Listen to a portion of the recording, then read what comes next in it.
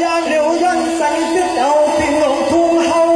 เสื้อสุดเศร้าปวดมาเก็บเสมอก่อนตัวเร็วห้องโต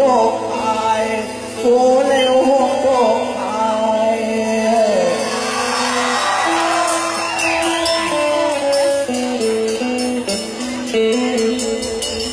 ไทยสื่อพันทิ้งทุ่งมือว่ามือซึ่งมือในมือหน้า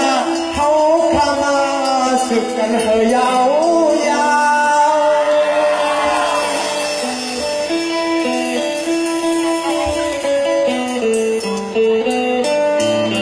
เอาเสียงปานก่อนปานหวานจิบสวนหนึ่งหายอดมันขอความเสียดเสียวมาเตะเป็นเงาหลังเขา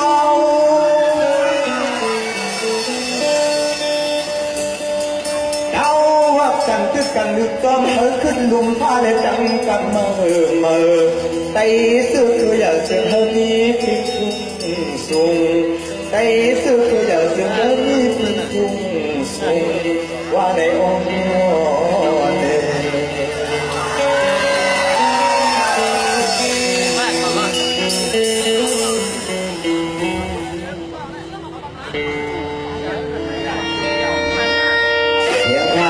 เสียงโจ๊กเสียงเพลงนะลูกเอามาสู้กันนะ